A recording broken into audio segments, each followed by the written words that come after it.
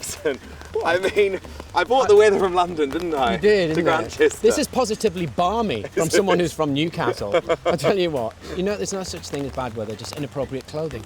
And we have brollies. You are very well dressed today, obviously, Thank you as very much. Geordie. Yes. How long have you been filming so far? Because We're into our second month. Hey, we're doing a third series, and I think that's a real testament to the writing of Daisy Coulham. We have a real hit on our hands, and every day is a joy on this set. It's my happy place.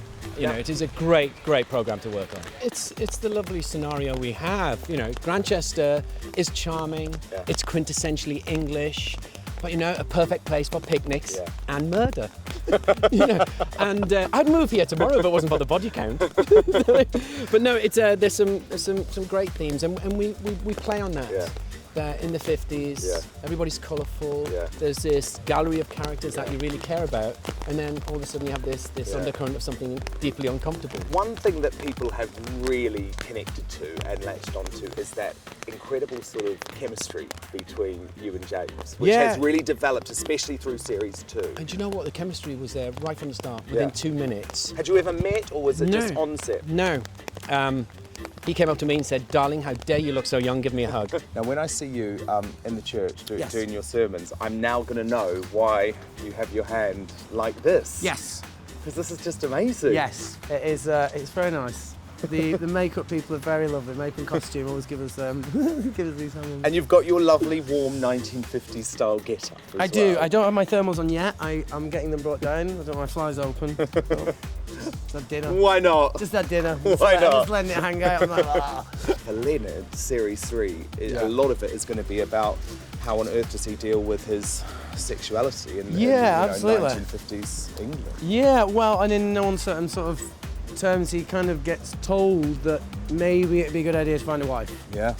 So that people aren't getting the wrong impression, or he's been known to sort of be hanging around with Daniel, and that's sort of come across. And so he kind of goes about trying to do that and sort of fighting every instinct that he has.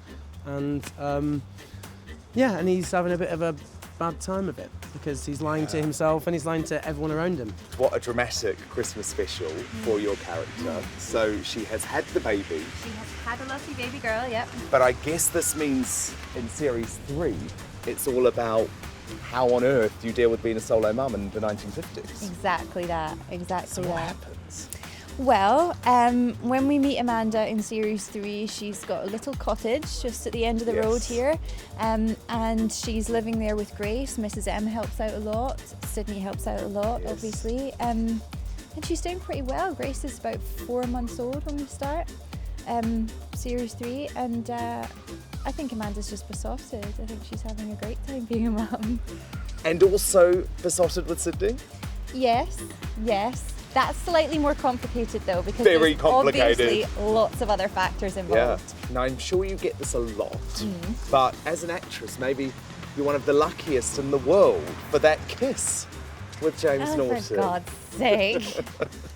This always cracks me up. There is nothing at all sexy about doing like a kiss in front of a camera with like 40 crew going, "Can you tilt your head a bit more that way? Or your nose is getting a bit squashed, can you pull back a little bit?" It's not. But it is James Norton. Yeah, but I know him. There's something lovely about returning to a character. Apart from, this is the first time I ever did a second series was Happy Valley, and this is the first time I've ever done something 3 times. And there's something, it's new, and it's in its own way, it's quite a new experience because it's really reassuring. You're returning to an old friend, and you've got all these memories banked.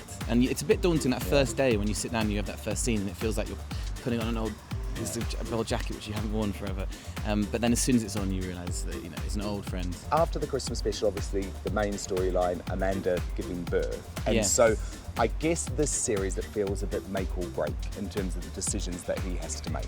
Yeah, I think the beauty of Daisy's writing is that the conflict at the centre of it is kind of, whether he chooses Amanda or whether he chooses the church, it kind of tightens and tightens, and every series it gets more and more acute.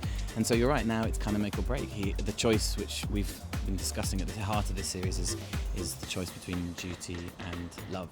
And yeah, you have to wait and see which one he chooses. And do you have a preference? Like, were you a bit like, oh, I really want them to get together? You know, you do inevitably discuss what you would do in that situation. And what makes Sydney fascinating is that he has this faith, this vocation, and it's such a powerful force, which, unless you've had a vocation, I don't think it's very easy to empathise with. So a lot of people read the scripts and hear his choices and witness it, and they can't quite understand it. And that kind of reflects on the people around Sydney as well. You know, people like Amanda and people who aren't in the church look at Sydney and go, what are you doing? So yeah, it's always a discussion point. What would Sydney do?